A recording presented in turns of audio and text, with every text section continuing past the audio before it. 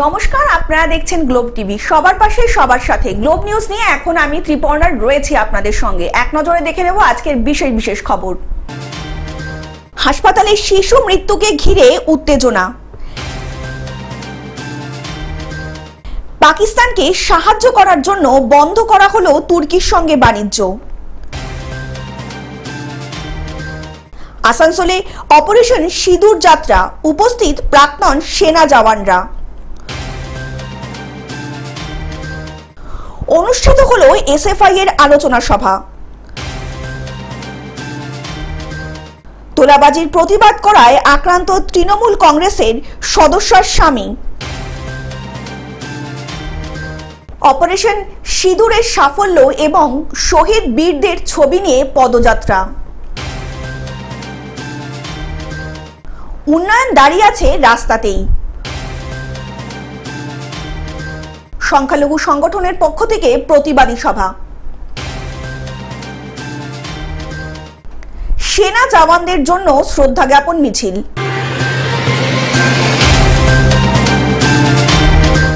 আসছে বিস্তারিত খবরে। হাসপাতালে শিশু মৃত্যুকে ঘিরে উত্তেজনা।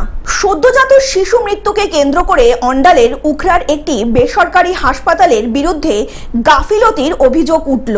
তৃষা ভান্ডারী নামে মৃত সদ্যজাতের এক আত্মীয়া জানান, রবিবার বিকেল 3টে নাগাদ মঙ্গলার শাহ নামের প্রসূতিকে প্রসব যন্ত্রণা ওঠার কারণে হাসপাতালে ভর্তি করেন। রবিবার সন্ধে 6টা নাগাদ হাসপাতালের ডাক্তার প্রসূতি চিকিৎসা করে জানান, শিশু এবং মা দুজনেই ভালো আছেন, তবে প্রসব হওয়ার সময় এখনো হয়নি, তাকে সন্ধ্যার পর ছুটি দেওয়া হবে। অন্যদিকে প্রচন্ড ব্যথা ওঠার কারণে ডাক্তারবাবুকে অনুরোধ করা হয়, হাসপাতালে ভর্তিও করা হয়। তিনি আরও বলেন, প্রসূতি ভর্তি হওয়ার কারণে প্রচন্ড প্রসব যন্ত্রণা ওর পরেও নার্স দিদিদের ডাকতে গেলে তারা তাদের কথায় কোনো কর্ণপাত করেননি।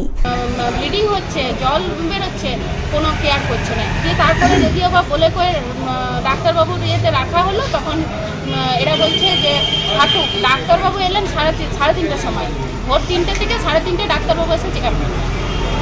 তারপর কি হলো, মানে কি মনে হচ্ছে, মানে কি কারণে গাফিলতি?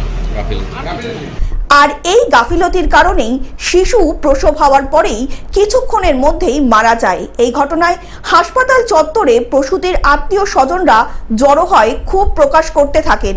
অপ্রীতিকর ঘটনা এড়াতে উখড়া ফাঁড়ির প্রচুর পুলিশ মোতায়েন করা হয়েছে হাসপাতাল চত্বরে। অন্যদিকে সমস্ত অভিযোগ অস্বীকার করে হাসপাতালের ডাক্তার চন্দন সেন, জানান এইরকম একটা ঘটনা সত্যিই দুর্ভাগ্যজনক। এরপর ডক্টর চন্দন সেন আরও বলেন, প্রসূতির একটি সাংঘাতিক রোগে আক্রান্ত ছিলেন, সেই কারণেই সন্তান জন্ম দেওয়ার কিছুক্ষণ পরেই সন্তানের মৃত্যু হয় এবং তারপরেই ক্ষোভে ফেটে পড়ে পরিবারের লোকজন।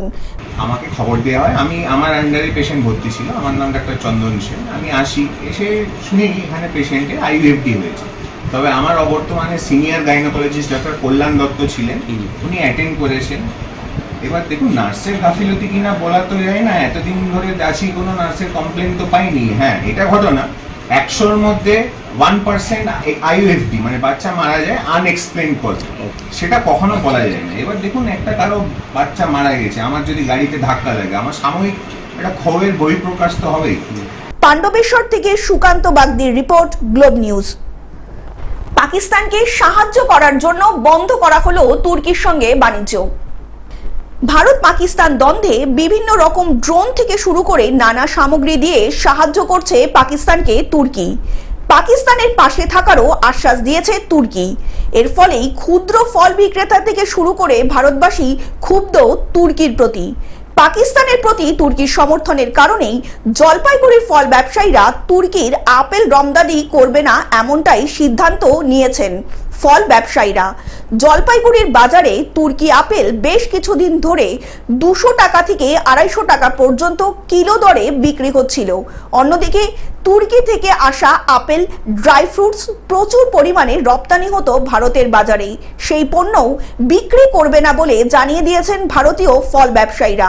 তুর্কি থেকে আসা আপেল বিক্রি বন্ধ করে কাশ্মীরি আপেল বাজারে বিক্রি করছেন ফল বিক্রেতারা। জলপাইগুড়ি থেকে সায়ন সেনের রিপোর্ট, গ্লোব নিউজ। আসানসোলে অপারেশন সিঁদুর যাত্রা, উপস্থিত প্রাক্তন সেনা জওয়ানরা। ভারতীয় সেনা জওয়ানদের সম্মান জানাতে আসানসোলের সিঁদুর যাত্রা, জাতীয় পতাকা হাতে নিয়ে আসানসোলের বিএনআর মোড় থেকে সিঁদুর যাত্রা শুরু হয় ভগৎ সিং মোড় পর্যন্ত। মোট চিত্রা সেট হয়ে শেষ হয় এই যাত্রা। এই সিঁদুর যাত্রায় প্রাক্তন সেনা জওয়ানরা উপস্থিত ছিলেন অপারেশন সিঁদুর যাত্রায়। একটি গাড়িকে অপারেশন সিঁদুর সাজিয়ে তোলার পাশাপাশি 150 মিটার জাতীয় পতাকা হাতে নিয়ে যাত্রা করেন সকল মানুষজন। অপারেশন সিঁদুর যাত্রায় পুরুলিয়ার সাংসদ জ্যোতির্ময় সিং মাহাতো, স্কুলটির বিধায়ক ডক্টর অজয় পোদ্দার সহ প্রমুখ নেতৃবৃন্দরা উপস্থিত ছিলেন। সিঁদুরে রয়ে লড়ছে তাদেরকে মনোবল আপ করার জন্য, যে তাদের পাশে আমরা দাঁড়িয়ে তারা নিশ্চিন্তভাবে যেন লড়াই করতে পারে, তাদের পরিবারকে আমরা এখানে রক্ষা করব, আমরা এখানে দেখব, তাদের যেন কোনো রকম অসুবিধা না হয়, সেই চিন্তা ভাবনা করে আমরা আজকে এই মিছিল বার করেছি। আসানসোল থেকে সৌমিত্র গাঙ্গুলির রিপোর্ট, গ্লোব নিউজ। অনুষ্ঠিত হলো এসএফআই এর আলোচনা সভা। কাশ্মীরের পেহেলগাঁওয়ে সন্ত্রাসবাদীদের হামলায় শহীদদের স্মরণে 26,000 চাকরি বাতিল সহ দুর্নীতি ও বঞ্চনার বিষয়ে সংশোধিত ওয়াকফ আইন 2025 বাতিলের দাবিতে রবিবার উলুবেড়িয়ার পূর্ব কালীনগরে এসএফআই অর্থাৎ ইন্ডিয়ান সেকুলার ফ্রন্টের একটি আলোচনা সভা অনুষ্ঠিত হয়ে গেল। এই সভায় প্রধান অতিথি হিসেবে উপস্থিত ছিলেন এসএফআই এর জেলা সম্পাদক আফতার আলিম নাসির উদ্দিন মীর, আনোয়ার মল্লিক সহ এসএফআই এর চেয়ারম্যান তথা ভাঙড়ের বিধায়ক নওশাদ সিদ্দিকী। তিনি তার বক্তব্যে বলেন, স্বাধীনতার পর বাংলার সংখ্যালঘুদের চরম বিপদ সৃষ্টি হয়েছে। বর্তমান মুখ্যমন্ত্রী মমতা বন্দ্যোপাধ্যায় সরকারের আমলে, অপরদিকে সারা দেশে হিন্দু সম্প্রদায়ের মানুষ বিপদের মধ্যে রয়েছেন নরেন্দ্র মোদীর আমলে। কার হাতে আমরা দায়িত্ব তুলে দিয়েছি? আজকে কি শিক্ষকদেরকে ওখানে গিয়ে আন্দোলন করতে হতো যদি না তাদের চাকরিগুলো বিক্রি হতো? দুর্নীতি করেছে বলে সবাই বাতিল হয়েছে, বুঝতে পারছেন? তাই প্রথম তো রাজ্য সরকারের দুর্নীতির জন্য, বঞ্চনার জন্য আজকে তাদেরকে রাস্তায় বসতে হয়েছে। দ্বিতীয়, তারা যখন রাস্তায় বসছে তাদের উপর আক্রমণ করেছে। আমরা তীব্র নিন্দা জানাচ্ছি। উলুবেড়িয়া থেকে মতিয়ার রহমানের রিপোর্ট, গ্লোব নিউজ। তোলাবাজির প্রতিবাদ করায় আক্রান্ত তৃণমূল কংগ্রেস সদস্যার স্বামী। দক্ষিণ 24 পরগনা জেলার বারাইপুর থানার অন্তর্গত বেগমপুর গ্রাম পঞ্চায়েতের 200 কলোনির 58 নম্বর বুথের তৃণমূল কংগ্রেসের সদস্য বিজলি গাইনের স্বামীকে মারধর করলেন বাসিন্দা নকুল মণ্ডল। সকালে গৌর গাইন ও পিয়ালি বাজারে যাওয়ার সময় নকুল মণ্ডল গৌর গাইনের গাড়ি আটকে আচমকাই হামলা চালায় বলে অভিযোগ। সময় বাজার করতে যাচ্ছিলাম, হঠাৎ হাড়ালে বাড়ি নকুল মণ্ডল। ও দীর্ঘদিন ধরে আমার সঙ্গে আগেও একবার গন্ডগোল করেছিল। রড এবং মেশিন সবসময় ওর কাছে থাকে, তো নিয়ে এসেছিলো। এবার আমাকে দাঁড় করাতে বললো, আমি দাঁড়ালাম।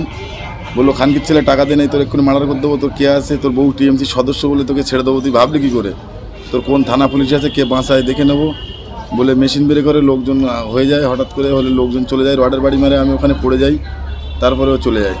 বারাইপুর মহকুমা হাসপাতালে চিকিৎসাধীন গৌর গায়েন। অন্যদিকে পুলিশ এই পুরো ব্যাপারটার তদন্ত শুরু করেছে। টাকা পয়সা ওনার শোধ করা গেছে, উনি বলতে আছে আমার সুদের সুদ তার সুদ দিতে হবে। মানে 2 লাখ টাকা আমরা দিয়ে দিয়েছি, উনি বলছে আমাকে 5 লাখ 4 লাখ, মানে যখন তখন হুমকি দেয়। সেবারেও আমার সাথে এরকম গন্ডগোল হয়েছে চাষ করা নিয়ে। ও যখন তখন মানে মারবে, মেয়েদের কোনো নিরাপত্তা নেই আমাদের গ্রামে। দক্ষিণ 24 পরগনা থেকে বাবলু প্রামাণিকের রিপোর্ট, গ্লোব নিউজ। অপারেশন সিঁদুরের সাফল্য এবং শহীদ বীরদের নিয়ে পদযাত্রা। উত্তর 24 পরগনার বসিরহাট মহকুমার 10টি ব্লকে অপারেশন সিঁদুরে ভারতীয় সেনাবাহিনীর পূর্ণ সাফল্য এবং শহীদ জওয়ান ঝন্টু আলী শেখ, দীনেশ শর্মা এবং বিএসএফ এর ইন্সপেক্টর সমস্ত শহীদ সেনাবাহিনীর সদস্য ও তাদের পরিবারকে সম্মান জানাতে মাননীয় মুখ্যমন্ত্রী মমতা বন্দ্যোপাধ্যায় ও সাংসদ অভিষেক বন্দ্যোপাধ্যায়ের নেতৃত্বে সারা পশ্চিমবঙ্গ জুড়ে পালিত হচ্ছে শহীদ তর্পণ। আমার ছেলে এই অপারেশন সিঁদুরে অংশগ্রহণ করছে, কারগিলে বা ভারতবর্ষের জন্য জীবন দিতে হয়, তাতেও আমি রাজি। বাদুড়িয়া শহরের পৌরসভার চেয়ারম্যান দীপঙ্কর ভট্টাচার্যের নেতৃত্বে বাদুড়িয়ার কদমতলা থেকে চৌমাথা পর্যন্ত বাদুড়িয়া চৌমাথা আর একটি স্ট্রিট কর্নারের মাধ্যমে বক্তব্য প্রদান করেন। সেখানে বক্তব্য রাখেন পৌরসভার চেয়ারম্যান দীপঙ্কর ভট্টাচার্য, বসিরহাট সাংগঠনিক জেলা সভাপতি বুরহানুল মুকাদ্দিম লিটন। অবশেষে জাতীয় সঙ্গীতের মধ্যে দিয়ে শুভ সূচনা করেন।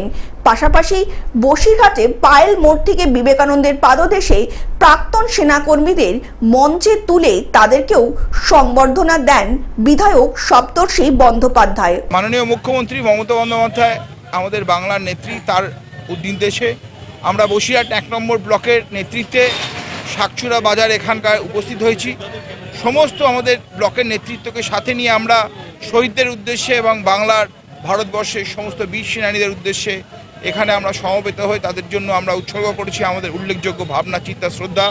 বসিরহাট থেকে শ্যাম বিশ্বাসের রিপোর্ট, গ্লোব নিউজ। উন্নয়ন দাঁড়িয়ে আছে রাস্তাতেই। আরামবাগ পৌরসভার রাস্তার উন্নয়ন একেবারে রাস্তায় থমকে দাঁড়িয়ে আছে। Arambagh Vidyasagar bus stand, Arambagh PWD অফিসের নাকের ডগায় এবং আরামবাগ গার্লস কলেজের পেছনে রাস্তার উন্নয়ন দাঁড়িয়ে আছে রাস্তাতেই। গুরুত্বপূর্ণ এই রাস্তায় নেই কোনো নিকাশি ব্যবস্থা, তার ফলে রাস্তার ওপর জমে রয়েছে জল। খানা খন্দে ভরা এই রাস্তা নিত্যযাত্রী বা যানবাহন চলাচলের জন্য খুবই অসুবিধাপূর্ণ হয়ে উঠেছে। যখন তখন দুর্ঘটনার কবলে পড়তে পারে যানবাহন থেকে নিত্যযাত্রীরা। কি বলবেন এই যে পরিস্থিতি, আপনারা গাড়ি চালান, গাড়ি স্টাফ, আমাদের কতটা কষ্ট এই পরিস্থিতি বাস স্ট্যান্ডে? এই যে গাড়ি আসছে, গরম করে পড়ছে, পাঁচি ভাঙছে, গাড়ি ক্ষয়ক্ষতি হচ্ছে, গাড়ি পার্কিং চার্জ নেয়, পার্কিং চার্জ কতটা? হুগলি থেকে রাজকুমার প্রসাদের রিপোর্ট, গ্লোব নিউজ। সংখ্যালঘু সংগঠনের পক্ষ থেকে প্রতিবাদ সভা। সংশোধিত ওয়াকফ আইন বাতিলের দাবিতে শুরু হয়েছে প্রতিবাদ সভা। মগরাহাট পশ্চিম, উস্তি, উত্তর কুসুম ঘোলাতে বঙ্গীয় সংখ্যালঘু পরিষদ, মিল্লি ইত্তেহাদ, মগরাহাট পশ্চিম, জামায়াত উলেমায়ে হিন্দ, রাজ্য fraternity movement welfare party of India সহ মগরাহাট পশ্চিম ব্লকের সকল সংখ্যালঘু ও সংগঠনের পক্ষ থেকে একটি প্রতিবাদী সভার আয়োজন করা হয়। এই সভায় সঞ্চালক ও উদ্যোক্তা ছিলেন মাস্টার নূর নবী সর্দার। এই হীনমন্যতা কেটে গিয়েছে। ওয়াকফ ইস্যুতে সমস্ত জামাত এক, পুরো মুসলিম মিলাত ঐক্যবদ্ধ এবং আমরা শেষ পর্যন্ত লড়াই করব। এর সাথে আরেকটা বক্তব্য, পরিযায়ী শ্রমিক যারা বিরুদ্ধে আক্রান্ত হচ্ছে, যারা পরিযায়ী শ্রমিক যারা আহত এবং নিহত হচ্ছে, তাদের ক্ষতিপূরণ মুখ্যমন্ত্রীকে দিতে হবে, কারণ তারা বাংলার নাগরিক, বাংলায় কর্মসংস্থান ছিল না বলে তারা বাইরে গিয়েছিল।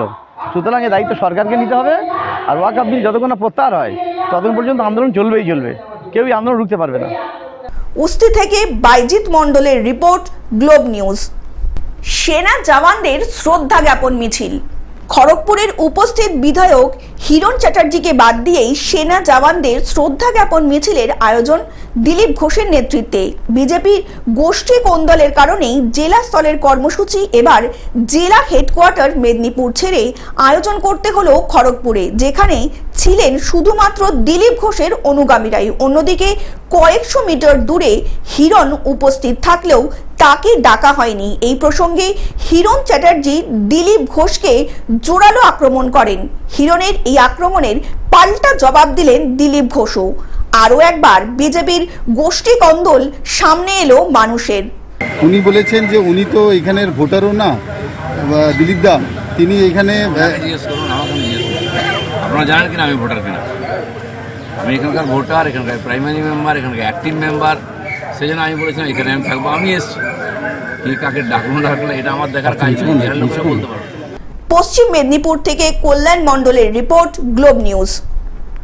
টেলিভিশন ছাড়াও গ্লোব টিভি এখন সমস্ত সমাজ মাধ্যমে উপলব্ধ। বিস্তারিত জানতে ফোন করুন আমাদের টোল ফ্রি নম্বর 180089197444 অথবা লগ ইন করুন আমাদের ওয়েবসাইট www.globetv.in এ। গ্লোব নিউজ এখন এ পর্যন্তই। দেখতে থাকুন গ্লোব টিভি, সবার পাশে সবার সাথে। নমস্কার।